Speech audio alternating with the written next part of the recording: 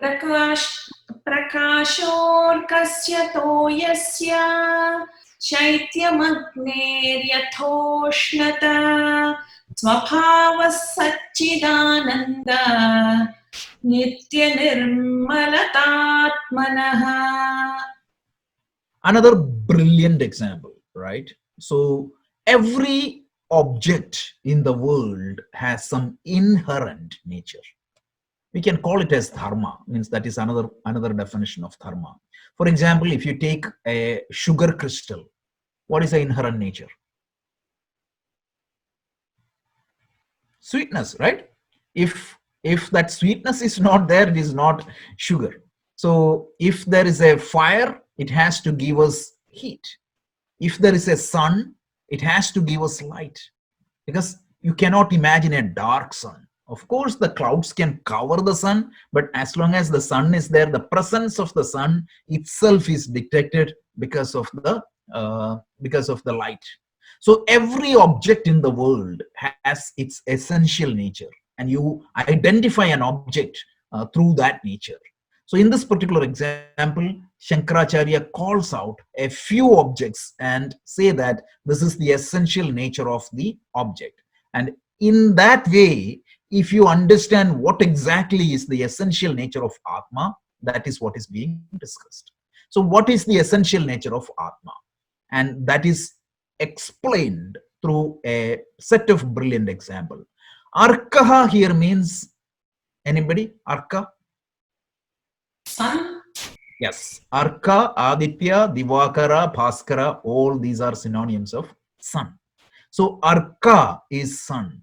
And what is the essential nature of the sun when you look from earth?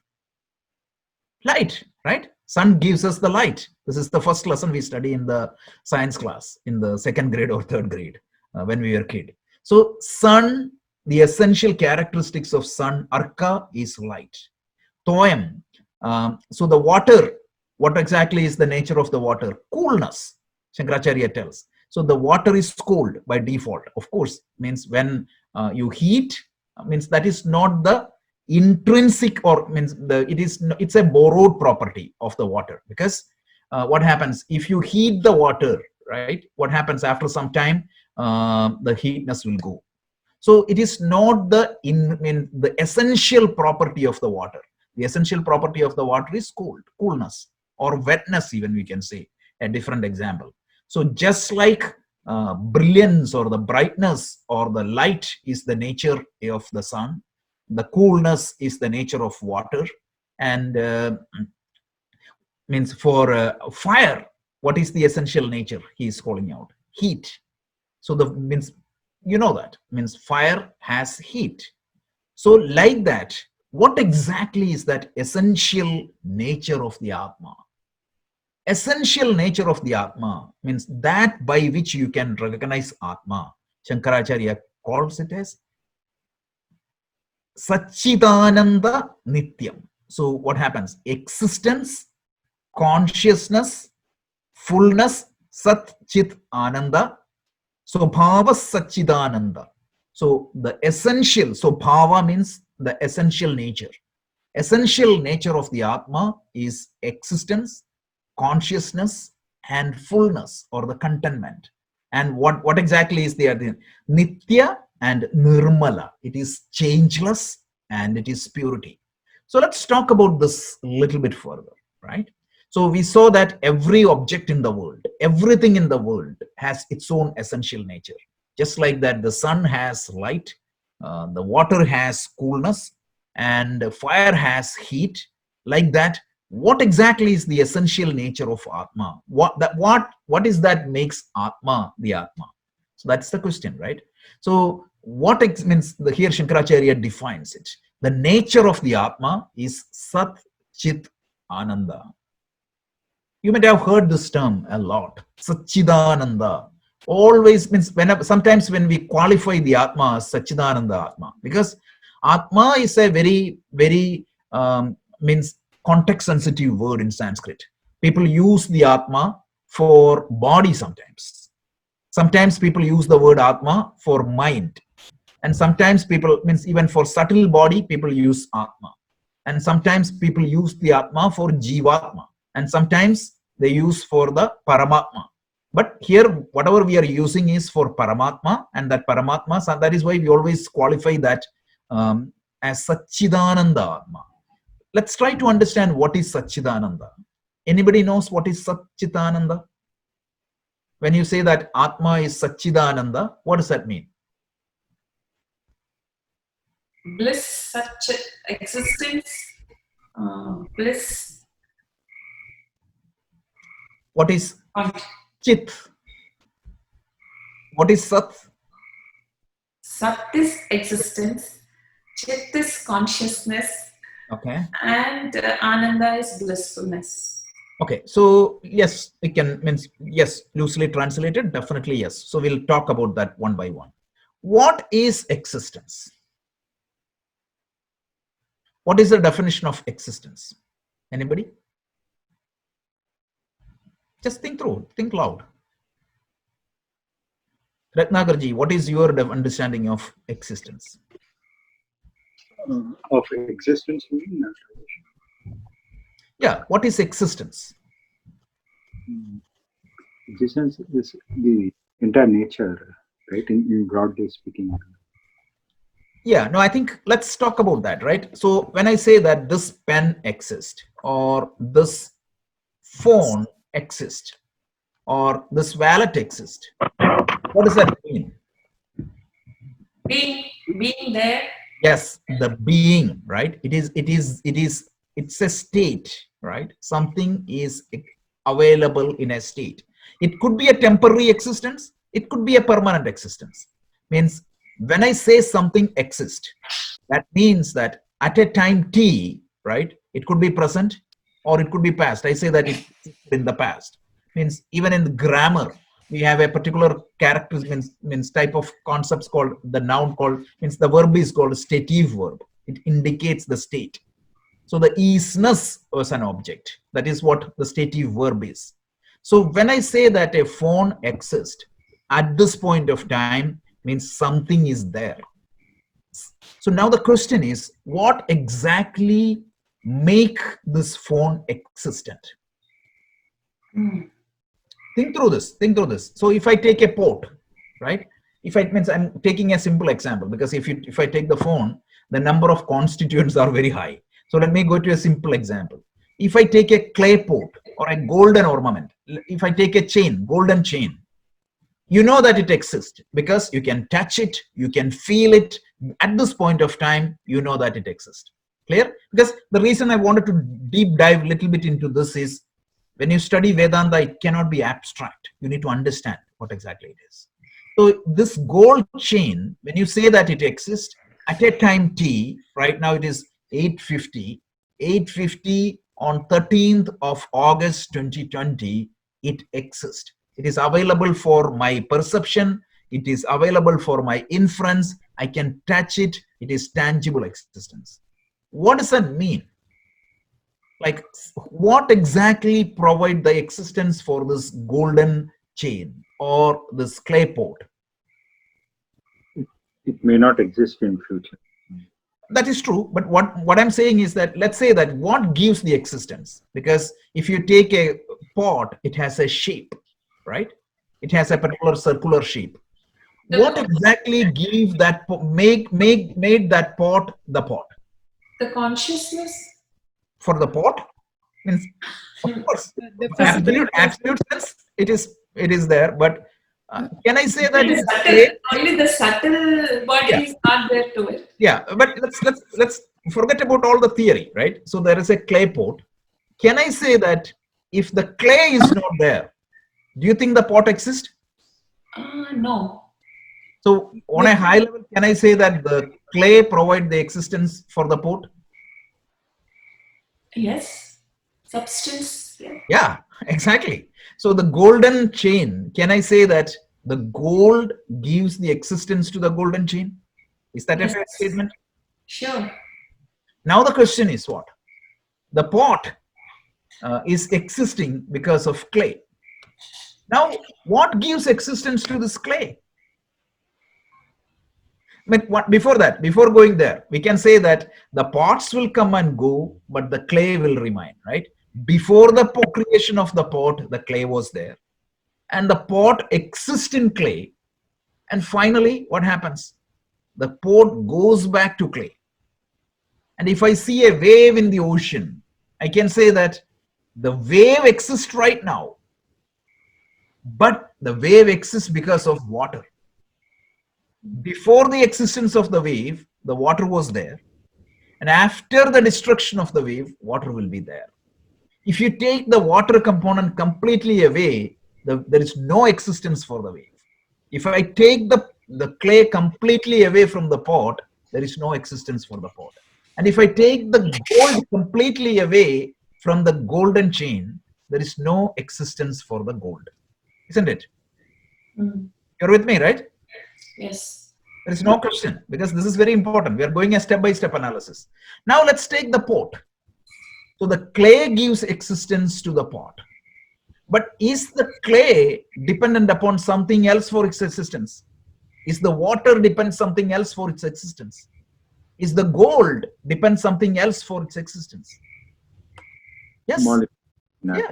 Yeah. So let's take the water. It's H2O, like 2 hydrogen atom, 1 oxygen atom. A combination of that constitutes matter. Now the next question is what? What exactly means the molecules, the hydrogen molecules and the oxygen molecules, and clay, I don't know what exactly is the chemical. So I don't know what exactly is the chemical breakdown, but it depends upon some molecule. We know that. So what exactly these molecule depends upon? The hydrogen atom or the atom depending upon what? The hydrogen atom do you think that it has an independent existence?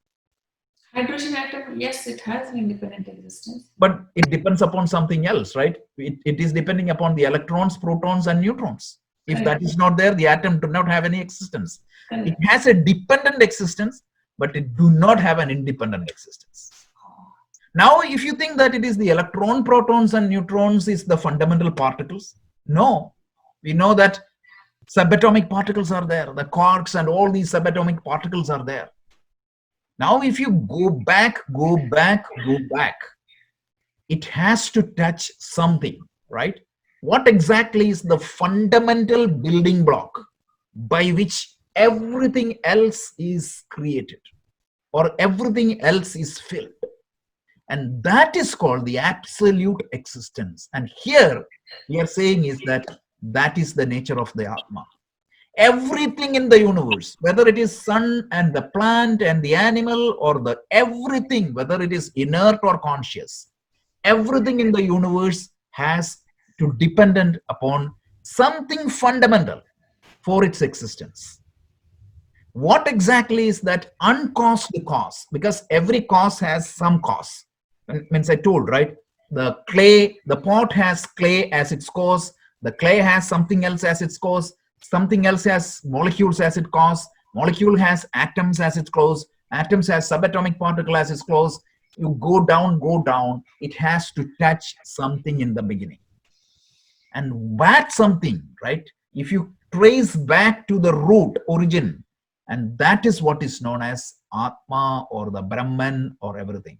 So the Brahman, one of the characteristics of that Brahman is it is capable of giving existence to everything else in the world. So the entire world of matter, whether it is a physical matter or subtle matter, because we talked about that. What is physical matter and what is subtle matter? So the entire world of matter, physical and subtle, its existence came from the absolute reality. That is why we qualify that reality with the word absolute. And that is one of the nature of Atma. So Atma has 3 characteristics mentioned here. Sat, Chit, Ananda. And when you see the word Sat, it has a huge meaning.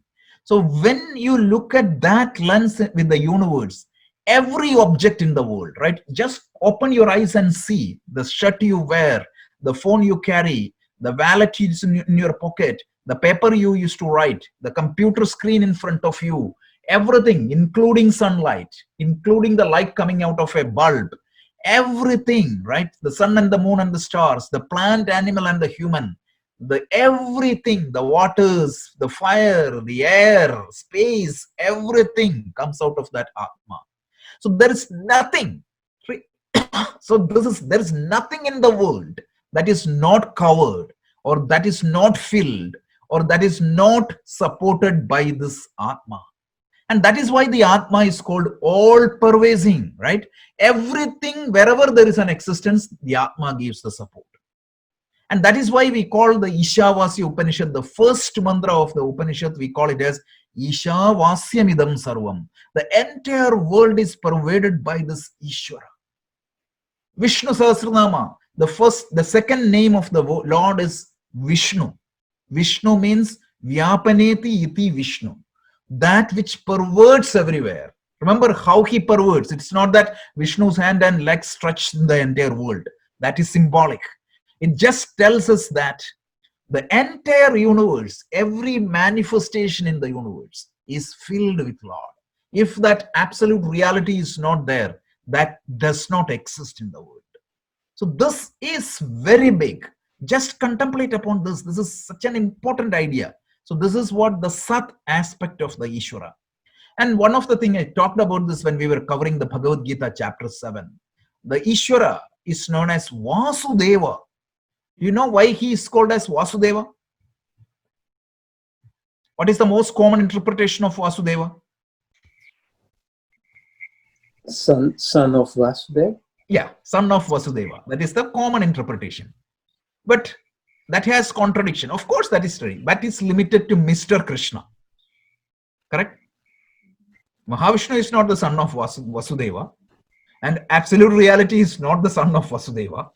It's limited to an incarnation of Ishvara. So that definition valid only at an incarnation of Ishvara. And I talked to you about this also. In Bhagavatam, one of the first chapter is Dhruva's story. Dhruva's birth was long before to Krishna. So when Dhruva went to the forest for meditating Vishnu, Narada came and he gave a mantra to chant. And that mantra is Om Namo Bhagavate Vasudevaya. That is the mantra. So that should be a contradiction if that name came through the son of Vasudeva. So you have to understand that Vas means that which is filled. So that which fills every object in the universe, the Lord of that which fills everything is known as Vasudeva. So that which gives existence to every object. A pen is a pen because it is supported by the Brahman, absolute reality, or the Atma. That's it. In chapter 8 of the Bhagavad Gita, which we are going to see in September, in chapter 8 of the Bhagavad Gita, Arjuna asks, the starting verse itself is Arjuna asks a question to Krishna. What is Brahman and what is Atman? Krishna clearly tells the universe, right? What exactly is the reality that's supporting the entire universe that is called Brahman?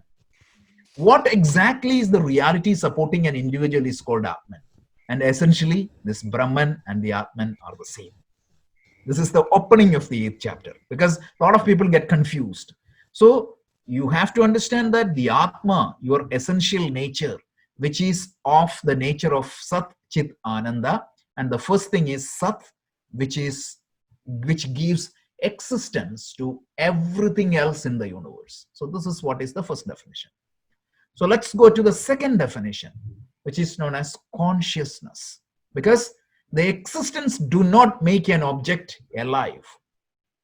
Because the existence will give, for example, a rock has existence. This phone has existence. The wallet has existence. The watch has existence. And every object in the world has existence. But not all object has life. You call an object is alive when that has consciousness. So that is the second nature of the Atma. So what happens is when you have an object with physical and subtle body, what happens? The consciousness of the absolute reality can get reflected. So the best example is the bucket of water and the sun. So if there is a bucket of water filled means if there is a bucket filled with water, the reflection of the sun or the moon can be seen in that bucket of water. So if there is only a bucket without water, you will not see that reflection. So this is the difference between the combination of physical and subtle body. When you have it and they are functioning properly, the reflection can happen. But the reflection is possible only when that sun exists. So just like that, even if you have the physical and subtle body, if the Atma is not there, you will not be alive. So the consciousness is given by Atma. And mind you, I always talk about the definition of consciousness in Vedanta. It is slightly different from the neural definition of consciousness. In neurology, we see consciousness as an attribute of the mind. In Vedanta, we see consciousness as not as an attribute of the mind, but the definition is that by which you are aware of your mental activity. That is what is consciousness. So that awareness is what is defined as consciousness. So that is the second aspect of this absolute reality, the Atma. So essential nature of a thing, that is what we are discussing.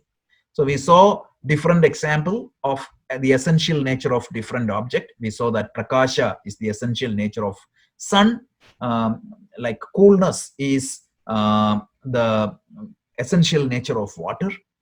The heat is the essential nature of the fire. Like that, what is the essential nature of the Atma? It is Sat, Chit, Ananda. So we talked about Sat, Chit and Ananda. Ananda means what? There's a problem in using the word bliss. Usually the translation is bliss, as Anu suggested. It is all the book, that is what is being written. But bliss means it is an experience created by something else. But here, it is better to use the word fullness or the contentment, because it is the natural state of happiness. It is the natural state of happiness, because if you can see the Atma in its purest form, without not disturbed by anything, you experience that happiness. So the source of happiness, it is the source of contentment, a happiness that is not dependent upon any other objects. Typically, I'll be happy if I get some money, or if I see some good relationship, or if I feel good. An happy means, but the nature of the Atma is the happiness it provides is not conditioned by any other dependent means. So that is why it is Ananda is attributed as an essential nature of the Atma. So the Swabhava of the Atma is the topic of this verse. We saw that the Swabhava of the Atma is Sat, Chit, Ananda. And then two more points Shankaracharya tells. Nityam. Nityam means it is ever present. Nityam means it is independent of time, because everything else is dependent of time. Because I told you, right, the existence is always conditioned by time. The watch exists, means it had a beginning and it has an end. And so that is why it is Nitya. Nitya means it is like changeless, one meaning. Second meaning is it is all ever present, eternal, Nitya. And then Nirmala. Nirmala means the nature of the Atma. There is absolutely no impurity. Mala means impurity. Nirmala means without any impurity. So the Atma is it's extremely pure, and it is permanent, it is changeless, and it is Sat, Chit, Ananda. Please contemplate upon that. This is very, very, very important. This is my essential nature. So these set of verses, meaning in the last 10-15 verses, what we are seeing is this is the essential nature of the Atma. And also Shankaracharya tells, I am not experiencing it. Why? Because the essential nature of the crystal is white and pure. But what happens? The crystal appears to be blue. Not by any fault of crystal, but the close proximity of a blue cloth. Like that, when the body and the mind get superimposed with Atma, what is going to happen? The Atma appears to have all these problems. So gradually we need to shift our attention from the body-mind identification. It is not that to ignore body and mind, mind you. That is not the thing. You're seeing body and mind as a tool for you. The other week, the previous week, I told you one example, right? You're dreaming. In the dream, you're suffering. But if you realize that it is a dream, within the dream, then that suffering is no more, means you will be able to face that suffering without problem, without the suffering. Like if you see that, if you understand that it is a dream, and if you are in front of a tiger, you're okay. You know that it is a dream. Like it will see that as a, you will face the situation very, very diligently. But the problem is, when I see that I'm bound by the space and time, and my existence is completely temporary, that is the time I'm afraid of. So this teaching can take us out of almost all the sufferings of life. So even a little bit of theoretical understanding can give us a lot of strength. And in the 8th chapter, means I was reading the 8th chapter recently. That's why I'm quoting a lot from the 8th chapter. So 8th chapter, Krishna tells such a person, when the death comes, he is not scared. He is happy. He faces it with bold nature. He will face it. He won't let his mind down even at his last moment. Typically, what happens? We'll scream and we will be dejected, everything. And so, no, when you have this knowledge, your thought will be completely Ishvara. Such person is known as a jnani. So this jnana can take us there. Okay. Any questions? Sorry, we spend so anybody, means, can you summarize this verse? What exactly is the theme of this verse in 2-3 sentences?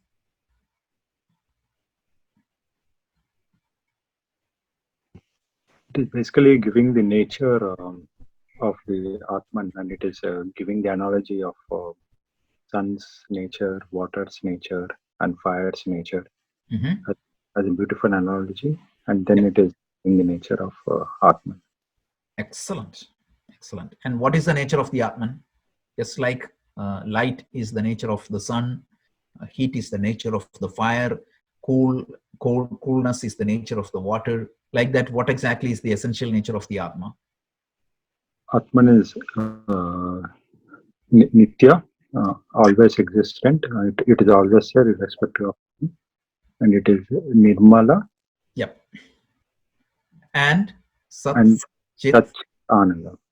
Excellent. So this is one way you can use to study the verses, right? Once we discuss this, once you study this, contemplate, and if you know what exactly is the essence of that verse, that means it's a good exercise. This is one technique I do personally, like to connect the dots.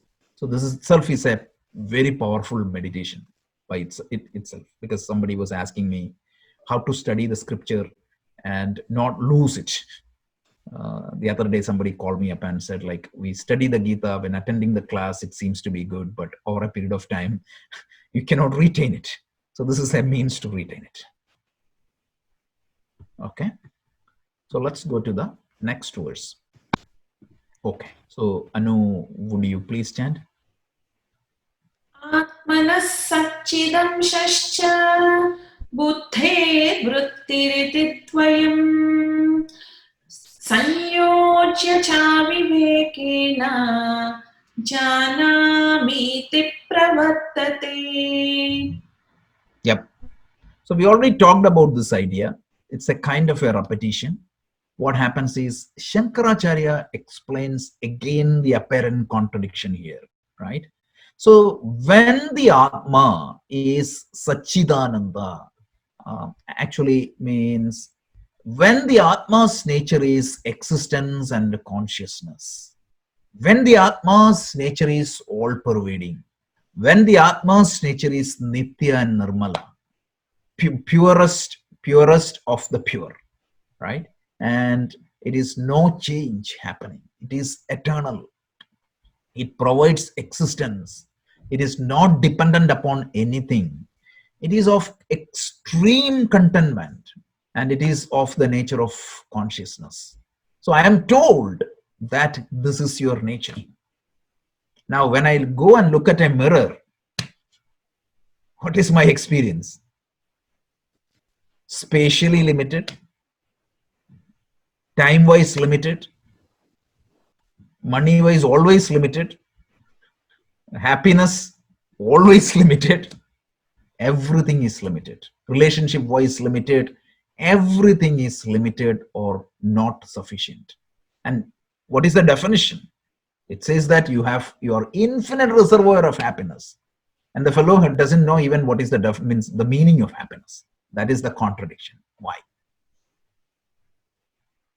So you are told that you are this, but your experience is totally different. So when the Atma, existence and consciousness, this existence and consciousness, when it interacts and associates with your mind's activity, right? So the mind, it means what happens? Consciousness, when it works through the mind's activity, which is dvayam, more than one, what is going to happen? Due to the ignorance of the mind, right? You're seeing the Atma through the mind, because only through the mind, the Atma means you can experience the Atma. Mind and the body are the tool given to you for your perception and inference. So all your perception and inference is limited by the capabilities of the mind. So when you look at the Atma through the mind, what is going to happen? You think that you are a limited person. Three reasons. One is the purity of the mind. Second is the turbulence of the mind. And the third one is the lack of knowledge of the mind. Right? So for example, if the mind is not pure, let's say that you're looking at something with a glass, and imagine that that glass has like it is dirt, right? It has a lot of dust on your reading glass. Even though you look at the paper is clear, your eyes can read, but since there is a lot of dust in the glass, you don't see that properly. Imagine that that glass is covered with a red paper. You think that everything in the universe is red. That's the problem. So the limitation of the tool, or the error of the tool, or the problems of the tool is going to give you a problem, a wrong perception. And because of that wrong perception, even though my nature is infinite, I see myself as pretty much limited. This is the problem. This is why your experience tells a different story than what is being told by the scriptures. So now Krishna, means Shankaracharya, tells due to the ignorance. So three things I said. One is the impurity of the mind. Second one is the turbulence of the mind. Imagine that if the mind is turbulent. Shankaracharya himself gave that example a couple of verses back. If the mind is dancing, meaning if the mind is not stable, what happens? The reflection of the Atma you see in the mind will be also dancing. So that is also creates an error in judgment. And the third thing is that what? You have some ignorance. Right now, sometimes what happens? When you look at a snake, a rope, sometimes that rope appears to be a snake. This is an error in perception. So if you have that perception, your response is a snake is in front of you. Like that, due to ignorance, due to the errors, due to the turbulence, and due to the what you call the impurities of the mind, what happens? You feel yourself as an individual person, separate from everything else, and you get completely identified with the body and the mind. And you feel that I know, and I is limited from everything else. This is the fundamental problem given in the Vedanta. Vedanta tells that if you recover this problem, all your problems will be vanished. And this solution of this problem is only knowledge. So that is what the essence of this verse. Anu, would you mind chanting this one more time? Atmanas satchidam shascha buddhe vrittiriti dvayam sanyochya cha vivekena janamiti pravartate. Yeah. So even though the Atma's nature is Sat and Chit, what happens in your buddhi or the mind, the vrittis, the activities are multiple. And when the Atma is connected with this mind, samyojena, what happens? And due to the cha avivekena, because of this association and because of this ignorance, what happens? You feel that I am doing, I am acting, and I am limited. I am an individual person. So Shankaracharya trying to reconcile the definition of the scripture with our experience. So this is very important. Now, the experience is given through the scripture right now. That type of knowledge, we call it as para aksha anubhuti. So it is not a direct experience yet. But that indirect experience becomes a direct experience, which is called as aparokshanubhuti, when I know the truth. Mind you, always people ask me how we can do. Bhagavad Gita gave us the clear path, right? A clear spiritual path. Anybody, can you tell me what exactly is the spiritual path? The sequence? First thing is you have to remove the impurity and turbulence of the mind. Mala nivritti, vikshepa nivritti, right? So what are the means? Karma yoga and upasana yoga, right? And then once you do that, what is the next step? Jnana yoga. So this is the spiritual path. So right now, even if you go and study all the Upanishad, this will be a theoretical study. So for you to experience that, what you have to do? First, you have to practice karma yoga. So karma yoga is proper work with a proper attitude. We started that karma yoga in the Bhagavad Gita class on Sunday. And once we complete the second chapter, we goes to karma yoga in deep. So that is karma yoga. Proper work with proper attitude. Then what is upasana yoga? A set of practices to discipline your body, your speech, your sense organs, and your mind. Stable system. So when you have these two, that time what happens? You can pursue the knowledge. And how do you pursue the knowledge? Through three means: Shravanam, Mananam, and Nithityasanam. Shravanam means listening of the scripture under the guidance of a master, a capable master, for a sufficient period of time. That is what is the definition of Shravanam. Listening and study of the scripture with the guidance of a competent master for a period of time. That is what is Shravanam. Mananam means it is the contemplation of what you studied, connecting the dots and everything. And Nidithyasana means internalization. So this is the entire spiritual path. Karma yoga, Upasana yoga, and Jnana yoga. And this Karma yoga and Upasana yoga generally put together and called as yoga. So this is what is yoga referred in Bhagavad Gita and other scriptures. And any other yoga you take, it can be folded into one of this bucket. In fact, Bhakti yoga is a kind of karma yoga. And Raja yoga also falls into a kind of a combination of karma yoga and Upasana yoga. So this is what it is. Is it clear? And when you do follow that path, where exactly it is leading you is this Atma, the knowledge of the Atma. So we will stop here and we have 5-10 minutes. Any question answers? We will dedicate that to question answers.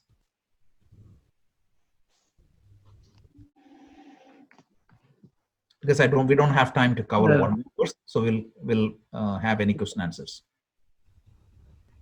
I think we can give a little bit better clarity on this Sat Chit Ananda, Rajesh. Can you hear me, Rajesh? Okay. Yeah.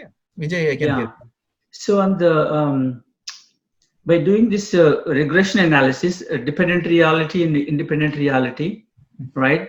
And what is true nature? Going gold chain, gold, and then what is underlying materials one by one, regression analysis, right? Yeah. By comparing, contrasting with what Buddhism says, for example, right? Ultimately, where Hindu the Vedanta ends versus where Buddhism ends, basically. Yep. Right. Yep. Yeah. So the Shunyavada, where the Buddhism ends, that is. So there's basically there's no underlying reality there. Just like a peeling the onions, basically everything there is nothing inside there. Versus the true Atma, that what we are saying basically here in Vedanta. Correct. That's right. And even within Hindu schools, if you take Sankhya say that there are two fundamental realities, like Prakriti and Purusha. Purusha, yeah. So different schools has different thought, but you can see. Means I was reading Erwin Schrödinger very recently. He was very much fascinated with this regression analysis. So you can see the depth of this thought. By the way, you know who is Erwin Schrödinger? The one who discovered quantum mechanics. Yeah. In that book, right? What is life? That's what basically his conclusion is. In the epilogue, that's what he write basically. Conclusion is Atma is equal to Brahman, basically. Right. Exactly. And that's what in the 8th chapter of the Bhagavad Gita, I don't know, means he didn't get a copy of the Bhagavad Gita. Otherwise, he would have caught that. Like 8th chapter, Arjuna asked this question. And to that, Shankaracharya, means Krishna tells, what is Atman? What is Brahman? They are both the same. So this is very crystal clear. And those who are interested, there is another book. This book was published in 70s, 76 or something like that. This was the first book in the Western scientific field, acknowledging the Eastern thought. This book is known as Tao of Physics. Have you heard of that book? Yeah, Fritjof Capra. Yeah. This book has a lot of analysis on this topic, especially taking the content from the Brihadaranyaka Upanishad and Mundaka Upanishad. So this Mundaka Upanishad starts with this question, right? Kasminno vijñāte sarvamidam vijñādam bhavati. Knowing what, you can understand everything. Yeah. Mundaka Upanishad, right? Yeah. Mundaka Upanishad, first verse. Yeah. And even the Isha Upanishad, means the first Upanishad that came to my hand was Isha Upanishad. The first mantra, it was stunning, like Isha vasyamidam sarvam. The whole world is pervaded by Ishvara. And 4 pages of commentary by Shankaracharya. What does that mean? Yeah. It's a lot. So I mean, among us, right? The people who are there, who scientifically oriented, who tend to analyze through our training, because we are trained as a scientist, think like a scientist, tend to intellectually. That is the dimension that we use all the time. And the What is Life by Schrödinger book is a really good one, that is, to begin with.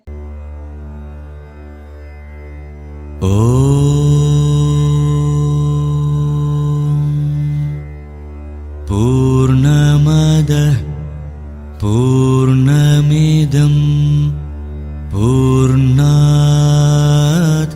Purnamudachyate Purnasya Purnamadaya Purnamevavashishyate.